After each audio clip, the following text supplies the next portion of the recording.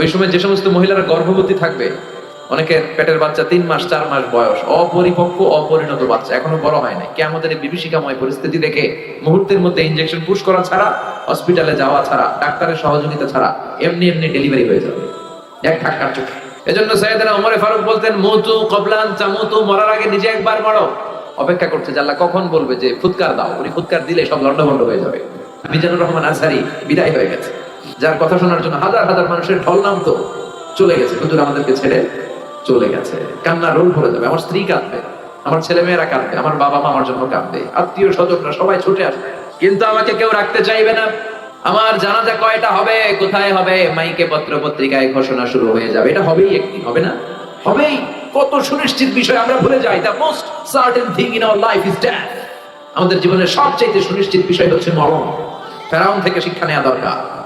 সর্দি হয় নাই, কাশি হয় নাই, কোনোদিন জ্বর হয় নাই, ওই ফেরাউনের বাচ্চাও পৃথিবীর বুকে বাঁচতে পারে নাই। চিল্লায় বলেন ঠিক কি না? পৃথিবীতে কেউ তো স্থায়ী হয় না, হোক না সে ফেরাউন কিবা নামরুদ, কেউ ভাবে চিরদিন রয় না, কেউ ভাবে চিরকাল রয় না। পৃথিবীতে কেউ তো স্থায়ী হয় না, হোক না সে ফেরাউন কিবা নামরুদ, কেউ ভাবে চিরদিন রয় না, কেউ ভাবে চিরকাল রয় না। চিল্লায় বলেন ঠিক কি না? কেউ থাকবে না। রব্বুল আলামিন সাইয়েদনা ইসরাফিলকে তৈরি করেছেন কেবল 3টা ফুৎকার দেওয়ার জন্য।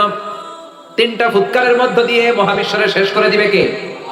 ঠিক যে মুহূর্তে আমরা বসে আছি, ওই মুহূর্তেও সাইয়েদনা ইসরাফিল ওই সিংহাটাকে 2 ঠোঁটের মাঝখানে রেখে আল্লাহর আরশের দিকে তাকিয়ে আছে, and just waiting for the green signal. অপেক্ষা করছে যে আল্লাহ কখন বলবে যে ফুৎকার দাও, উনি ফুৎকার দিলে সব লন্ডভন্ড হয়ে যাবে। একটা ভয়ঙ্কর আর্থকোয়েক হবে, ভূকম্পনে পৃথিবীর সব টাওয়ারগুলো ভেঙে যাবে, পাহাড়গুলো দুমড়ে মুচড়ে তুলার মতো ধ্বনিত হতে থাকবে, স্যাটেলাইট চ্যানেলগুলো একটার সাথে আরেকটা লেগে খ্যাওস, মানুষগুলো বিক্ষিপ্ত পতঙ্গের মতো নিক্ষিপ্ত হবে, সাগরের পানিতে দাউ দাউ করে আগুন চলবে। ওই সময় যে সমস্ত মহিলারা গর্ভবতী থাকবে, অনেকের পেটের বাচ্চা 3 মাস 4 মাস বয়স, অপরিপক্ক অপরিণত বাচ্চা, এখনো বড় হয় নাই, কিয়ামতের এই বিভীষিকাময় পরিস্থিতি দেখে মুহূর্তের মধ্যে ইনজেকশন পুশ করা ছাড়া, হসপিটালে যাওয়া ছাড়া, ডাক্তারের সহযোগিতা ছাড়া এমনি এমনি ডেলিভারি হয়ে যাবে এক ধাক্কার চোখে। সেই দিনটার নাম আল্লাহ দিয়েছে আল কারিয়া। চিল্লায় বলেন কি নাম? আল কারিয়া। সেই ভয়ঙ্কর দিন, সেদিন কেউ কাউরে চিনবে না। সেদিন বাবা তার ছেলেরে চিনবে না, মা তার মেয়েরে চিনবে না, বন্ধু বন্ধুরে চিনবে না, পীর সাহেব মুরিদরে চিনবে না, মুরিদ পীর সাহেবরে চিনবে না, মুসল্লি ইমাম সাহেবকে চিনবে না, ইমাম সাহেব মুসল্লিদেরকে চিনবে না, দলের নেতা কর্মীদেরকে চিনবে না, কর্মীরা নেতাদেরকে চিনবে না। সবাই বলবে ইয়া নাফসি, ইয়া নাফসি, আল্লাহ আমারে বাঁচাও, আমারে বাঁচাও। নবীরাও বলবে ইয়া নাফসি, নবীরাও, আল্লাহর ওলিরা, শহীদ সালেহ, এরাও বলবে ইয়া নাফসি, আল্লাহ আমারে বাঁচাও। কারণ ওই দিনটা আজকের দিনের মতো নয়। ইহশারুন নাসু ইয়াউমাল কিয়ামাতি হুফাতান উরাতান মুশাতান গুররা। বিষ্ণুই বললেন আয়েশা, সেদিনটা হবে পৃথিবীর সবচাইতে ভয়ঙ্করতম দিন। মানুষগুলো উলঙ্গ হয়ে দাঁড়াবে, কারো গায়ে কোনো জামা নাই, পায়ের মধ্যে জুতা নাই, পেটের মধ্যে দানা পানি নাই, কোনো গাড়ি নাই, ঘোড়া নাই, ট্রেন নাই, কিচ্ছু নাই, মানুষগুলো উলঙ্গ হয়ে দাঁড়াবে। বিশ্বনবীর কথা শুনে মা আয়েশা বললেন, নবী সবাই যদি উলঙ্গ হয়ে দাঁড়ায় তাহলে কি লজ্জা লাগবে না? Don't they feel any shy? Don't they feel any shame? নারী পুরুষ ছোট বড় সবাই naked. Everyone is completely naked. They don't belong any garments, any drapes in their body. তাদের দেহে কোনো পোশাক নাই। নবী গো, তাহলে কি লজ্জা লাগবে না? বিশ্বনবী বললেন, আয়েশা তুমি লজ্জার চিন্তা করো, সেদিন তো মানুষ পাগল হয়ে যাবে। পুরো জমিনটাকে কাআন সাফসাফা, লেভেল প্লেইং ফিল্ড, লা তারা ফিহা আওয়াজা ওয়ালা আমতা, কোনো উঁচু নিচু নাই। দ্বিপ্রহরের সূর্যটা মাথার কাছে চলে আসবে, সূর্যের তাপে মাথার মগজগুলো গলে গলে নাকের ছিদ্র আর কানের ছিদ্র দিয়ে বেয়ে বেয়ে টপ টপ করে নিচে পড়বে। মানুষ নিজের ঘামের পানিতে আর চোখের পানিতে নিজেই সাঁতরাবে। পেটে কোনো দানা পানি নাই, তৃষ্ণার্ত, ক্ষুধার্ত, ক্লান্ত শ্রান্ত পেরেশান, সবার মুখে একটাই চিৎকার, ইয়া নাফসি, ইয়া নাফসি, আল্লাহ আমারে বাঁচাও, আল্লাহ আমারে বাঁচাও। আল্লাহ এই কঠিন দিনে তোমার আরশের নিচে আমাদেরকে ছায়া দেওয়ার ব্যবস্থা করে দিও। সেটা কিয়ামতের কথা বলেই তোমাদেরকে একটা রিমাইন্ডার দেই, তোমরা কিন্তু আজীবনের জন্য পৃথিবীতে থাকতে আসো নাই। রব্বুল আলামিন বলেন, আলহাকুমুত তাকাসুরু হাত্তা যুরতুমুল মাকাবির। দুনিয়ার লোভ লালসা কখনো তোমাদের কমবে না যতক্ষণ না তোমরা কবরের মাটিতে ঢুকো। কার কথা? Unlimited human demand. আল্লাহ বললেন, আলহাকুমুত তাকাসুর, বেশি বেশি চাওয়া, বেশি বেশি পাওয়া, অন্যের চেয়ে কেমনি নিজে বেশি অর্জন করা যায়, এটার কম্পিটিশন, এটার প্রতিযোগিতা তোমাদেরকে পাগল বানিয়ে রেখেছে। কবরের মাটিতে ঢোকার আগ পর্যন্ত তোমাদের এই পাগলামি আর গাফলতি থামবে না। চিল্লায় বলেন ঠিক কিনা? দেখেন আমরা এই মরিচিকা, পুরো জীবনটা হচ্ছে একটা ধোঁকা, একটা মায়াজাল, একটা মরিচিকা। আজ আছি কাল নাই, তাই না? মরে গেলে সব শেষ, আজ মরলে কাল দুদিন। এই ধোঁকার মধ্যে আমরা পড়ে আছি, মরে যে যাবো এটা ভাবার সময়টাও আমাদের নাই। শুধু কম্পিটিশন, প্রতিযোগিতার বাজারে আমরা নেমেছি, কার চেয়ে কে বেশি। ওর 2 তালা আছে তো আমার 3 তালা করা লাগবে, ও যে তাহাজ্জুদ পড়ে আমারও তাহাজ্জুদ পড়া দরকার, ওই টেনশন নাই। একটার পর একটা, যার সাইকেল আছে সে খালি হুন্ডা চায়, যার হুন্ডা আছে ও প্রাইভেট কার চায়, মনে করে ওইটার মধ্যে সুখ। প্রাইভেট কার হয়ে গেলে এবার হেলিকপ্টার চায়, হেলিকপ্টার হইলে এবার এরোপ্লেন চায়, আছে না নাই? চেয়ারম্যান হয়েছে তো এমপি হতে চায়, এমপি হয়েছে মন্ত্রী হতে চায়, আছে না নাই? মন্ত্রী হয়েছে এবার প্রধানমন্ত্রী হতে চায়। এজন্য যার আছে বেশি চায়ও বেশি। এজন্য আল্লাহ বলেন আলহাকুমুত তাকাসুরু হাত্তা যুরতুমুল মাকাবির। দুনিয়ার লোভ লালসা অতিরিক্ত কামানোর ইচ্ছা তোমাদেরকে একেবারেই গাফেল বানিয়ে দিয়েছে। খালি আরো লাগবে, আরো লাগবে, আরো কামাতে হবে, ছুটছি আমরা।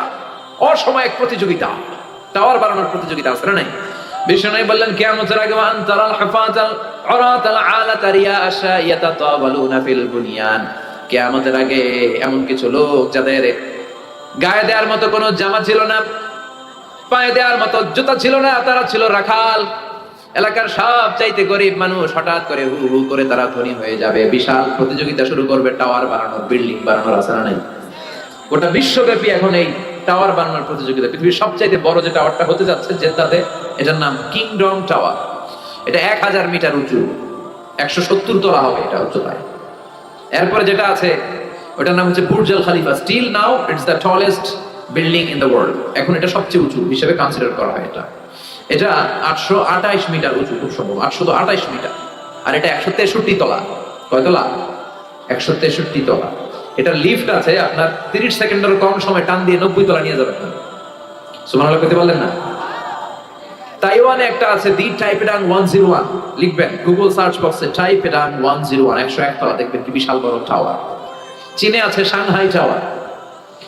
কাবা ঘরের পাশে একটা আছে জমজম টাওয়ার, মক্কার রয়্যাল ক্লক টাওয়ার বলে। মিজান ভাই দেখে এসেছেন এবার, 120 তলা উঁচু বিশাল টাওয়ার। কুয়ালালামপুরে একটা আছে দি প্যাট্রোনাস টুইন টাওয়ার। কিয়ামতের দিন আল্লাহ যখন পৃথিবীটার একটা ঝাঁকুনি মারবে, একটা ঝাঁকুনি যখন দিবে, টাওয়ার একটাও টিকবে? চিল্লায় বলে টিকবে? ইদা জুলজিলাতিল আরদু জিলজালাহা ওয়া আখরাজাতিল আরদু আসফালাহা। আল্লাহ যখন পৃথিবীটাকে ধরে কাঁপিয়ে দিবে, সব টাওয়ার গুলো ভেঙে খান হয়ে যাবে, ঠিক কি না? এই যে টাওয়ার বানানোর প্রতিযোগিতা, বিল্ডিং বানানোর প্রতিযোগিতা গোটা বিশ্বব্যাপী, কার চেয়ে বড় টাওয়ার কে বানাতে পারে, কার চেয়ে কে বেশি ধনী হতে পারে। রব্বুল আলামিন বলেন আলহাকুমুত তাকাসুরু হাত্তা যুরতুমুল মাকাবির। দুনিয়ার লোভ লালসা তোমাদেরকে গাফেল বানিয়ে দিয়েছে। তোমাদের এই গাফলতি, তোমাদের এই অবহেলা, তোমাদের এই লোভ কোনোদিন থামবে না যতক্ষণ না তোমরা কবরের বাড়িতে ঢুকো। কার কথা? কবরে ঢোকার আগ পর্যন্ত আমাদের এই গাফলতি কমবে? চিল্লায় বলেন কমবে? কবরে ঢোকার আগ পর্যন্ত আমাদের এই গাফলতি কমবে না। ইসলাম অর্থ উপার্জনে নিষেধ করে না। অর্থ আপনি উপার্জন করতে পারেন, কিন্তু অর্থের লোভ অন্তরে স্থান দেওয়া যাবে না। অন্তরে স্থান থাকতে হবে একজনের। চিল্লায় বলেন তিনি কে? অন্তরে ভয় থাকবে কার? যাদের হৃদয়ে আছে আল্লাহর ভয়, তারা কবু পথ ভুলে যায় না। আল্লাহর প্রেম ছাড়াই দুনিয়া কারো কাছে কোনো কিছু চায় না। রাতের আধারে যারা সেজদাতে রয়, দু চোখের স্রোতে নদী যেন বয়। ছলনার হাতছানি যতই আসুক, পেছনে ফিরেও সে তাকায় না। যাদের হৃদয়ে আছে আল্লাহর ভয়, তারা কবু পথ ভুলে যায় না। আল্লাহর প্রেম ছাড়াই দুনিয়া কারো কাছে কোনো কিছু চাই না, কারো কাছে কোনো কিছু চাই না। চিল্লায় বলেন ঠিক কিনা? এজন্য অন্তরের ভেতরে অর্থকে স্থান দেয়া যাবে না। অর্থ ছাড়া, টাকা ছাড়া, পয়সা ছাড়া দুনিয়ায় চলা যায় না। এটা হাতের মধ্যে রেখে দিতে হবে, কিন্তু অন্তরে বসাইতে হবে একজনের ভয়। তিনি কে? আল্লাহর ভয় বসাতে হবে অন্তর। এজন্য দুনিয়াটা, এটা ক্ষণিকের দুনিয়া। দুনিয়ার উদাহরণ হচ্ছে 3টা লাশ আর 4টা স্বর্ণের টুকরার মতো।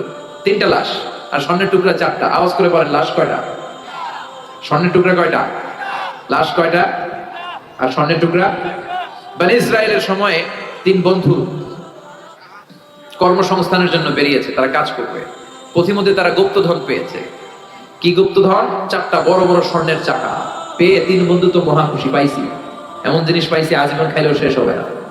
তো তিন বন্ধু বললে স্বর্ণের চাকাগুলোকে আমরা ভাগাভাগি করে নিব, তার আগে এক কাজ করি, প্রচন্ড ক্ষুধা লেগেছে, একজনের পাঠাইছে তুই বাজারে যা, বাজারে যেয়ে কিছু রুটি কিনে নিয়ে আয়, ওই রুটিগুলো ভাগ করে আমরা খাই, তারপরে স্বর্ণ ভাগাভাগি করি। তো ওরে রুটি আনতে পাঠিয়ে দুই বন্ধু প্ল্যান করতেছে এক কাজ করি, যেটা রুটি আনতে পাঠাইলাম ওটা যদি মাইরা ফেলতে পারি তাহলে তোর ভাগাভাগি কোনো ঝামেলা নাই। আমরা দুইজন স্বর্ণের চাকা দুইটা, চারটা, তুই পাবি দুইটা, আমি পাবো দুইটা। আর যেটা রুটি আনতে গেছে ওইটা মনে মনে ভাবে রুটির মধ্যে যদি 20 মাখাই নিতে পারি, কি মাখায়া 20, তাহলে তো এই দুইটা খাইয়া শেষ, চারটাই আমার। সে 20 মাখায় নিয়ে আসছে, আর এই দুইজন মিলে ওইটারে ধইরা মাইরা শেষ, ভর্তা বানায় ফেলছে। এবার দুইজন বলে এটার মারতে অনেক কষ্ট হয়েছে, একটা কাজ করি আগে রুটি খাইয়া দিই, তারপরে আমরা ভাগ করবো, তুই নিবি দুইটা, আমি নেবো দুইটা। ব্যাগের ভেতর থেকে রুটি খাইয়া এই দুইটাও শেষ, এই দুইটাও নাই, তিনটা লাশ পড়ে আছে আর চারটা স্বর্ণের টুকরা পড়ে আছে। এটাই হচ্ছে দুনিয়া। চিৎকার করে বলেন ঠিক কিনা? এই দুনিয়া এমন দুনিয়া, এই দুনিয়ায় কেউ থাকতে আসে নাই, সবাই চলে যাবে। দাদা চলে গেল, বাবা চলে গেল, আপনি বোধহয় যাবেন না। যাবেন? আপনি যাওয়া লাগবে না? চলে যাওয়া লাগবে। আপনার ছেলেটা বোধহয় যাবে না, না?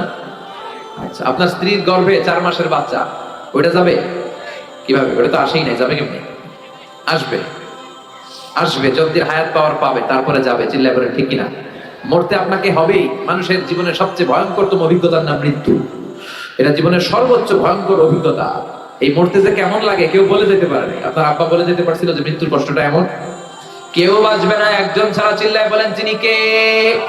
কুল্লু মান আলাইহা ফানি ওয়া ইয়াবকা ওয়াজহু রাব্বিকা যুল জালালি ওয়াল ইকরাম ফাবিআইয়ি আলাই রাব্বিকুমা তুকাযযিবান। এই পৃথিবীতে কেউ বেঁচে থাকবে না, সব মরে যাবে। মরবে না একজন, তিনি কে?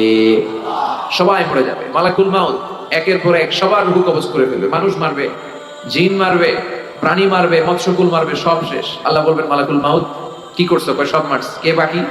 বলবে শুধু ফেরেশতারা বাকি। আল্লাহ বলবেন যাও মালাকুল মাউত ফেরেশতাদের রূহ কবজ করে ফেলো। সবগুলো ফেরেশতার রূহ কবজ হয়ে যাবে। আল্লাহ মালাকুল মাউতকে ডেকে বলবে আখবিরনি মাইয়া বাকা, এবার কে কে বেঁচে আছে বলো। মালাকুল মাউত বলবে আল্লাহ কেউ বেঁচে নাই, শুধু 4 জন ফেরেশতা ছাড়া, জিব্রাইল, ইসরাফিল, মিকাইল আর আমি আজরাইল। আল্লাহ বলবেন যাও জিব্রাইলের রূহ কবজ করো, ইসরাফিলের রূহ কবজ করো, মিকাইলের রূহ কবজ করো, সবার রূহ কবজ হয়ে যাবে।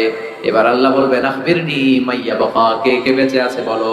মালাকুল মাউত বলবে আল্লাহ আপনার কথা মতো কেউ নাই, জিব্রাইল নাই, ইসরাফিল নাই, মিকাইল নাই, মহাবিশ্বে কেউ নাই আমি ছাড়া, খালি আমি আর আপনি। আপনি তো আল হাইয়ুল কাইয়ুম, শাশ্বত চিরঞ্জীব, আপনি তো মরবেন না আল্লাহ, আমি আছি খালি। এবার আমি কি করব? আল্লাহ বলবে এবার তুই মর। আল্লাহ কি বলবেন? কথা বলেন। মত ইয়া মালাকাল মাউত, হে মৃত্যুর ফেরেশতা এবার তুই একটু মর, তুই মর। এটা শুনে মালাকুল মাউত ভয় পেয়ে যাবে, কাঁদতে শুরু করবে, তার কাঁপুনি ছুটে যাবে, কাঁপতে কাঁপতে খিঁচুনি এসে যাবে। আল্লাহ বলবেন কেঁপে লাভ নাই, মরতে তোমাকে হবে। এই দুনিয়াতে যারা একবার আসার সুযোগ পেয়েছে তাদের জন্য মৃত্যুকে অবধারিত করে রেখেছে কে? কুল্লু নাফসিন যায়িকাতুল মাউত, সবাইকে মরতে হবে, তোমাকেও মরতে হবে। যাও জান্নাত জাহান্নামের মাঝ বরাবর দাঁড়াও। মালাকুল মাউত জান্নাত জাহান্নামের মাঝ বরাবর দাঁড়াবে। আল্লাহ বলবে মুত ইয়া মালাকুল মাউত, মর, মরে যা। মালাকুল মাউত বিকট একটা চিৎকার মেরে জান্নাত জাহান্নামের মাঝ বরাবর দাঁড়িয়ে মরে যাবে। এবার আর কেউ নাই, বিকট সে চিৎকার। বিশ্বনবী বলেছেন মালাকুল মাউতের সেদিনকার চিৎকারটা এত ভয়ঙ্কর হবে, সেই চিৎকারের আওয়াজ যদি দুনিয়ার মানুষেরা শুনতো তাহলে কিয়ামত সংঘটিত হওয়ার জন্য আলাদা করে ইসরাফিলের সিংহায় ফুৎকার দেওয়ার কোনো দরকার হতো না। ওই আজরাইলের মৃত্যুর কষ্টের চিৎকারের আওয়াজ শুনে কানের পর্দা ফেটে সবগুলো মানুষ লাশ হয়ে জমিনে পড়ে যেত। এবার মালাকুল মাউত নাই, ডানে কেউ নাই, বাঁয়ে কেউ নাই, সামনে কেউ নাই, উপরে কেউ নাই, পিছনে কেউ নাই, মহাবিশ্বে আর কেউ নাই, একজন ছাড়া। জোরে বলেন তিনি কে? আল্লাহ ছাড়া কেউ নাই। আল্লাহ হুঙ্কার দিয়ে বলবেন ইয়া আরদু আইনা আশজারুকি, ও পৃথিবী তোর গাছগুলো কোথায়? আইনা আনহারুকি, নদীগুলো কোথায়? আইনাল মুলুক, অত্যাচারী বাদশা রাজাগুলো কোথায়? চিল্লা এখন ঠিক কিনা? অত্যাচারী বাদশাগুলো কোথায়? কোথায়? লিমানিল মুলকুল ইয়াউম, who belongs the kingdom today. আজকে ক্ষমতা কার? চিল্লায় বলেন। এই যে ক্ষমতা নিয়ে এত কিলাকিলি, এত মারামারি, এই ক্ষমতা একদিন থাকবে না। ক্ষমতা শুধু একজনের, আসল ক্ষমতার মালিক কে? লিমানিল মুলকুল ইয়াউমা লিল্লাহিল ওয়াহিদিল কাহ্হার। আল্লাহ বলবেন আজকে ক্ষমতা কার? আল্লাহ নিজেই বলবেন ক্ষমতা একমাত্র আল্লাহর। ক্ষমতা কার?